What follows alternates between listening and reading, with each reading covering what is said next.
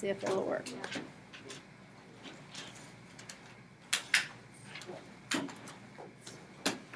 All right, so we're going to complete some partially completed proofs and do some proving based on deductive reasoning as a way to review what is deductive reasoning. It should be in your notes there somewhere. Deductive reasoning was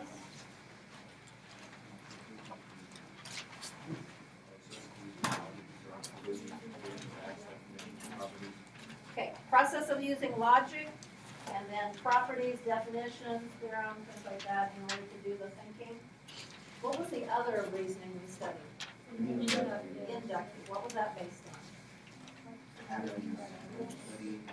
That was with patterns, more looking at examples rather than things that were following certain laws and rules. Okay? So we are doing deductive reasoning.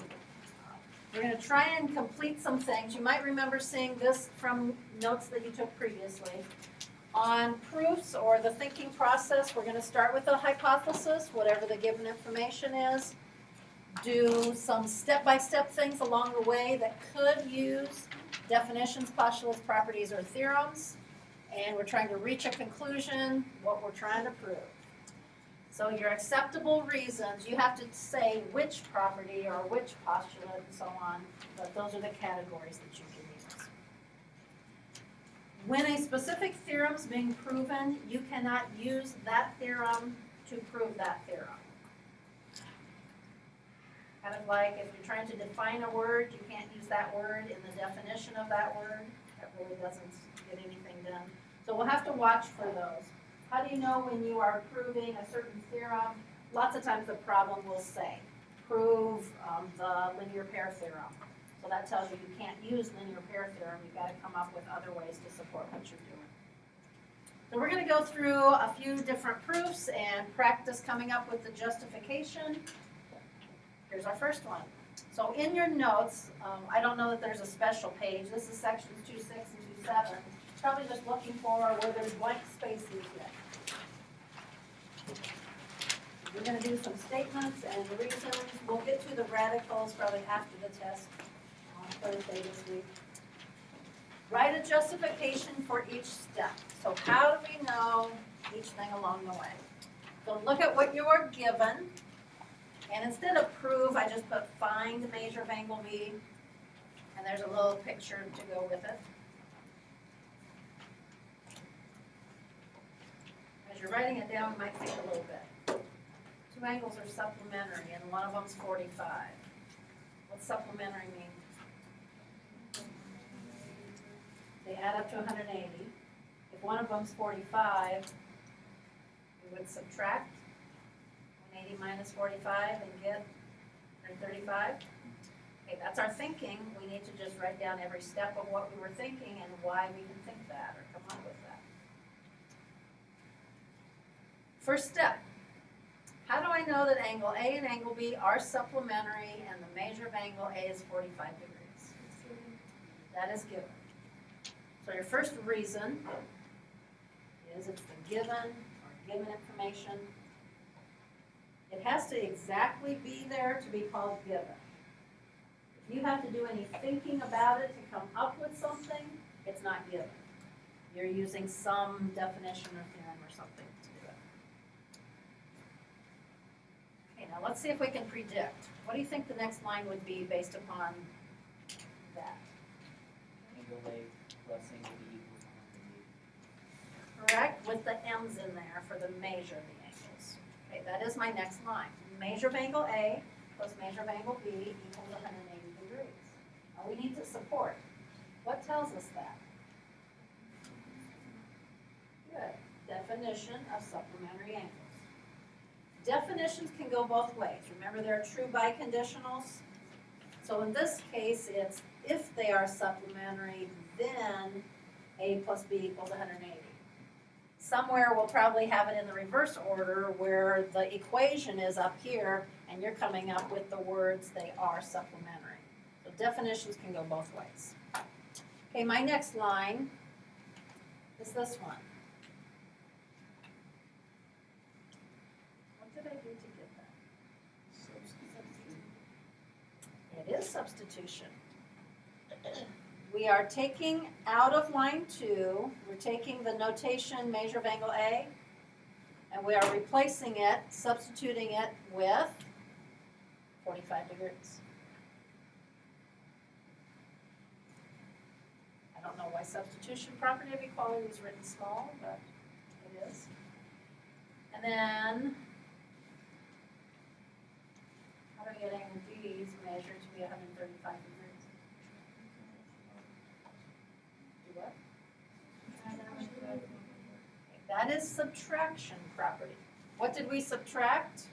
If you wanted to see the work, we subtracted 45 degrees from each side of the equation and wrote down what's left. Did we find measure of angle B? Yes, we're done. So that's an example of a proof. What things are on the left side? These are the statements, and on the right side, reasons. And we justified each reason along the way. Question on that one? Let's try another one. All right, this one I have the flowchart proof instead. So on the left side I put what is given, what you're trying to prove, and on the right side I put the flowchart proof, but I didn't put any reasons. So get down what you're given and what you're trying to prove. The picture could be important also. Sometimes you can see things in the picture that are not maybe written out.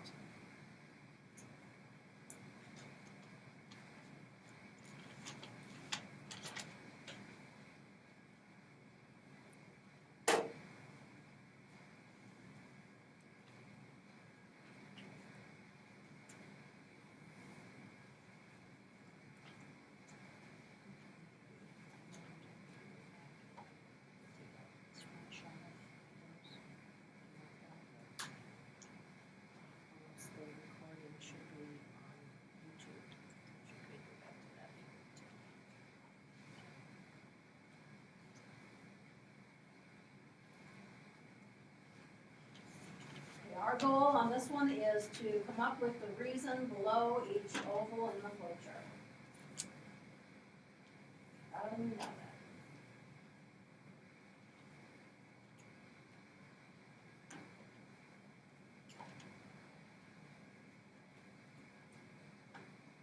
Ready to do some thinking?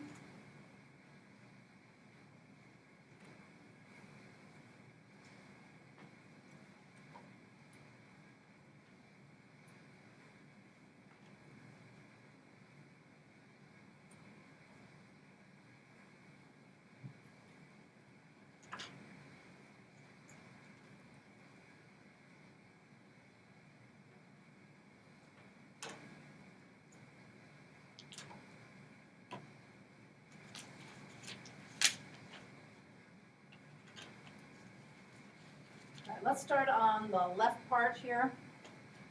Angle 2 and angle 3 are complementary. What supports that? I think I heard it. It's given. That was directly from the given. Now the arrow says if you know that, you can come up with the measure of angle 2 plus the measure of angle 3 equals 90 degrees. And let's do some more raising of hands so I can let some people think a little bit more. What's the reason for this oval? How would knowing this lead you to be able to conclude that? It's kind of like this is the if and this is the then. Thomas? Definition of complementary angles. Correct. Definition of complementary angles, abbreviated. Okay, let's go up to the top here because I can't do this one until I get the other things leading up to it. So where does angle 1 congruent to angle 3 come from? Caleb? That was given. That, knowing that, you can now say measure of angle 1 equals measure of angle 3. Sarah, where do we get that?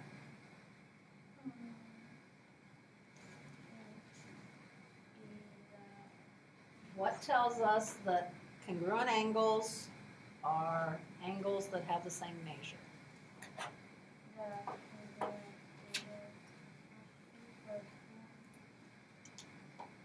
Can you tell, do we have a congruent angles postulate? Or theorem? It does say something over here about a complement. No, but just those angles congruent to being equal measure. Sir, what are congruent angles? What did you just tell me? Did you tell me a theorem or a definition or what?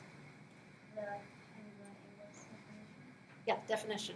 I thought you were going to say something wrong with it. Definition. Yeah, just you had to know the meaning of what congruent angles are. So definition of congruent angles. If you put congruent angles definition, that's the same thing.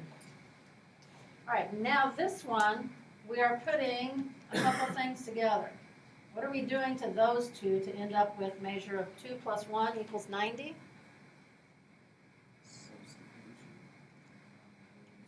Yep, substitution, and I probably should have written the whole name. Substitution, property of equality.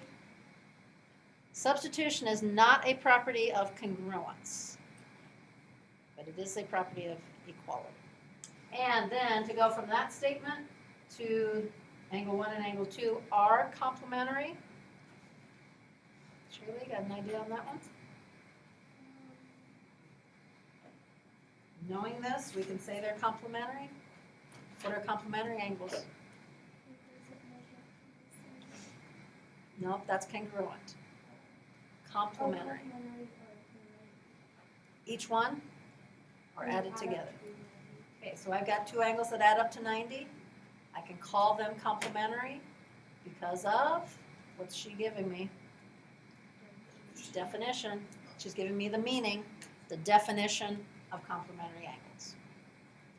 The definitions are explaining like a term. What's that term mean? We use quite a few definitions. Thumbs up or down? That one makes sense when you see? All right, don't see any down. Here's another one. Now this one says, use the given plan to write a two-column proof. So this plan kind of looks like a paragraph proof, but it doesn't have all the little details, but it gives us the way to do it. So let's build on the board the two-column proof. I'm going to turn on the light so you can see it better there. Okay, so write down what you're given, what we're trying to prove, and the picture. We'll go sentence by sentence, see if we can get all the statements and the reasons put together. Two-column proof.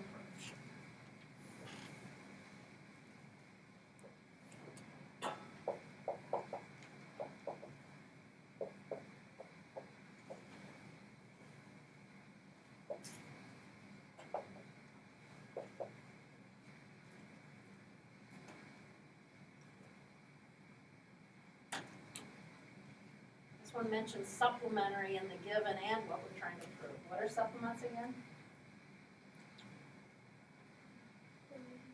What about 180? Two angles that add up to 180.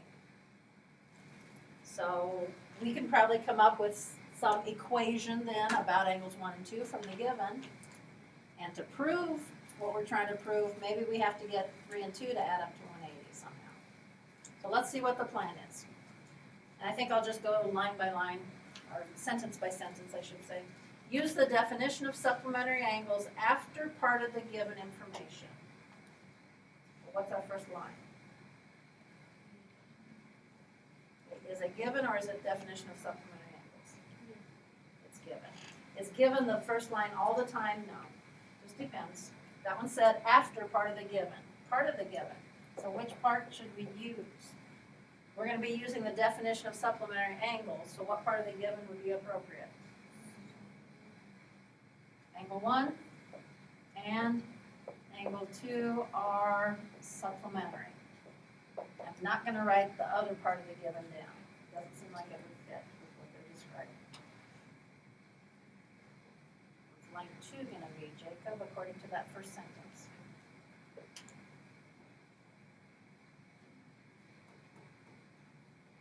When it mentions definition of supplementary angles, is that the statement or the reason? Yep, the reason. Reason is definition of supplementary angles. What's the statement? Okay, we've got to know the definition. What can we come up with? Isabel was mentioning it a little bit ago. Two angles, the measures add up to 180. What two angles am I interested in telling about? 1 and 2.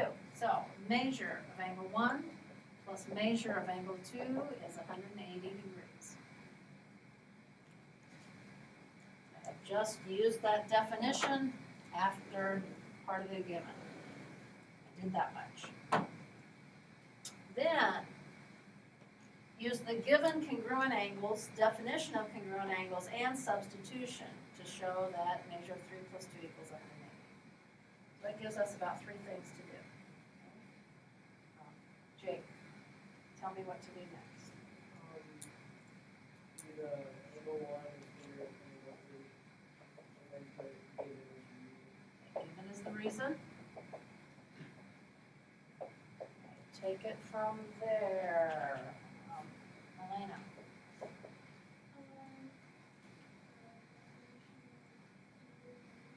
Is the reason. Definition of congruent angles. What's our statement?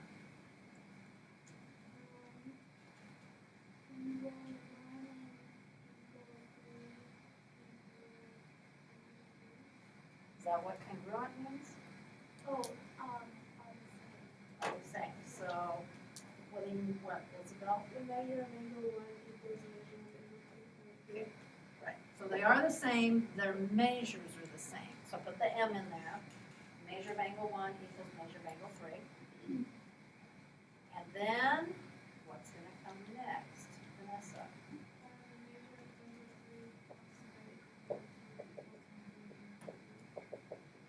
What's your support for that? Substitution, property of equality. Now let's see if we can figure out what the substitution really was. Lots of times on something like substitution, we'll put what was used, what went together. So can you pick out which lines are substituted together to get this one? Where does that really come from?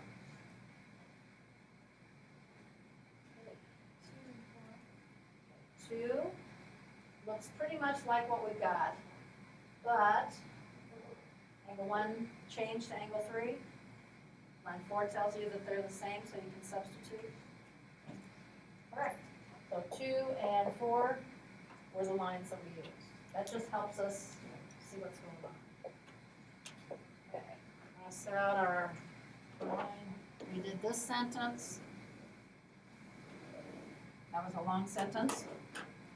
Finally, by the definition of supplementary angles, is that the statement of reason? Okay, reason. Definition of supplementary angles.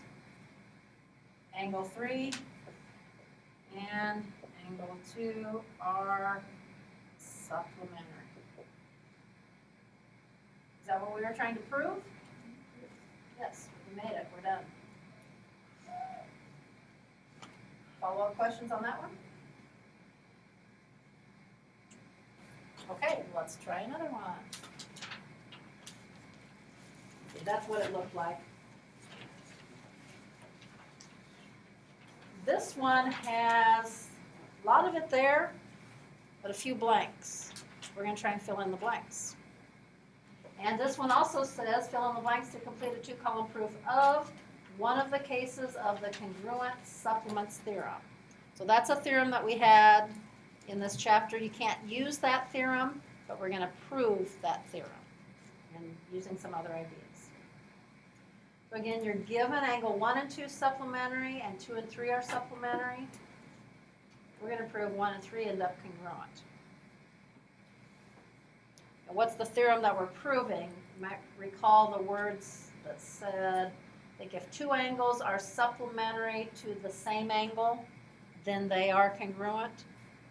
That's what we're proving. So in the given, they've set up two angles that are both supplementary to the same angle. We're going to try and prove those angles congruent.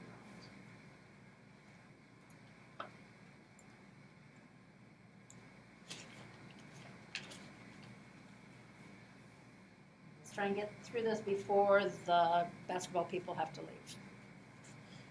I thought my note said 25, but 20, 25, something like that. So what's line 1 going to say? The reason is given.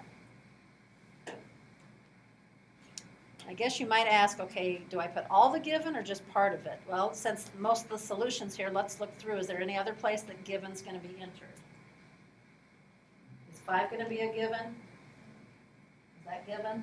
No? Okay, so there's only one place that's planned for given. So both of them go at line 1. And I'm going to kind of write on top of my question mark there. So we're going to put angle 1 and angle 2 are supplementary. Angle 2 and angle 3 are supplementary.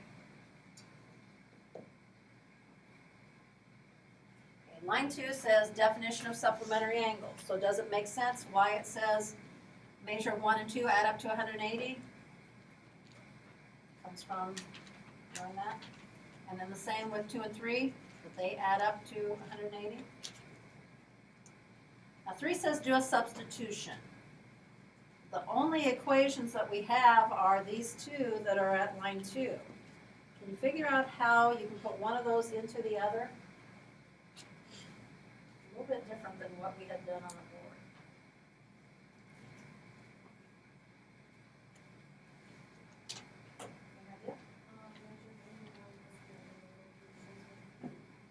That's what this says.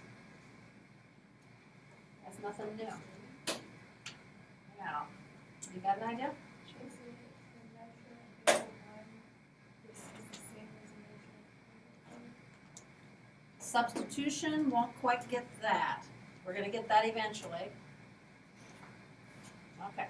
Measure of angle 1 plus measure of angle 2 equals, let's take out 180. Because there's something else that we know is equal to it. So what else is equal to 180 degrees? Measure of 2 and 3. So equals, let's put measure of angle 2 plus measure of angle 3. A little bit different kind of substitution there.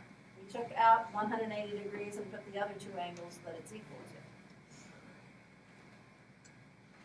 You'll see why in just a little bit here.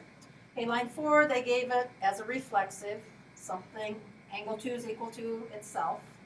Why was that set up? Well, it's so that you can do the right thing to get line 5. What do you do to 3 and 4 to get 5?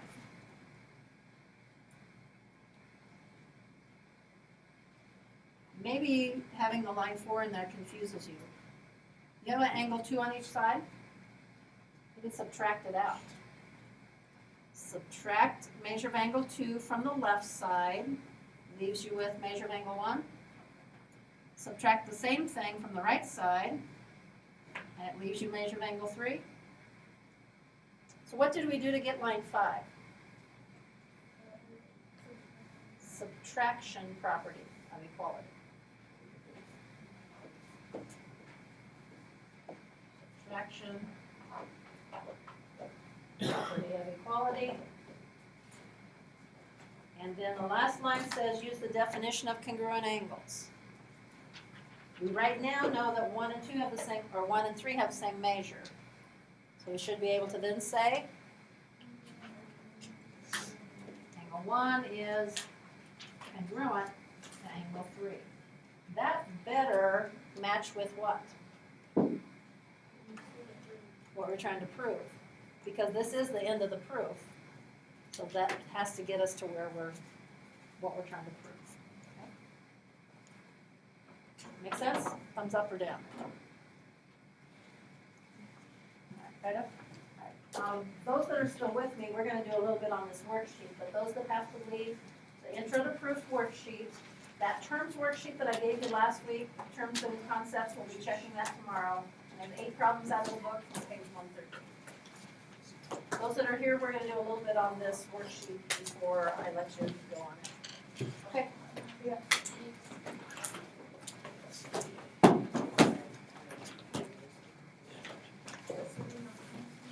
Ryan's got the worksheet? Thank you, Jim. That's just you.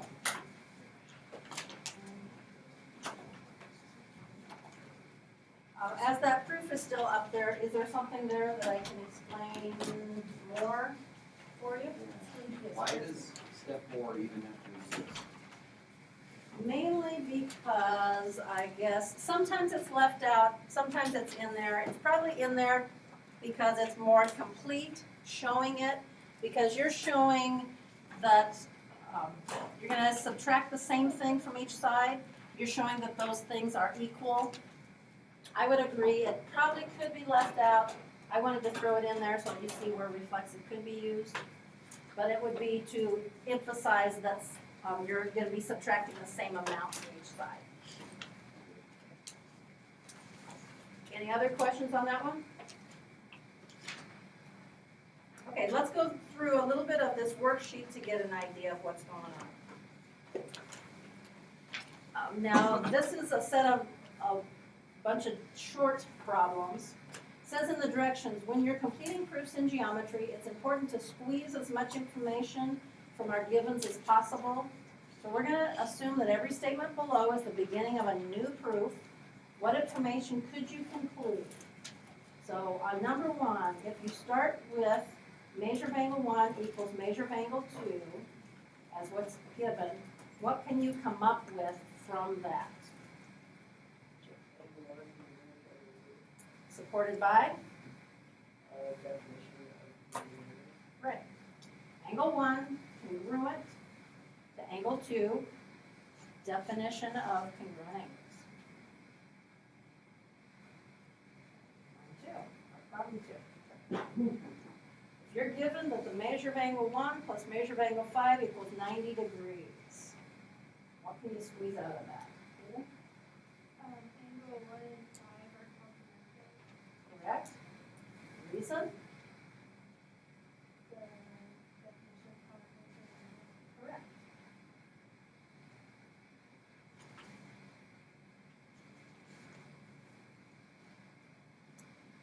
Number 3.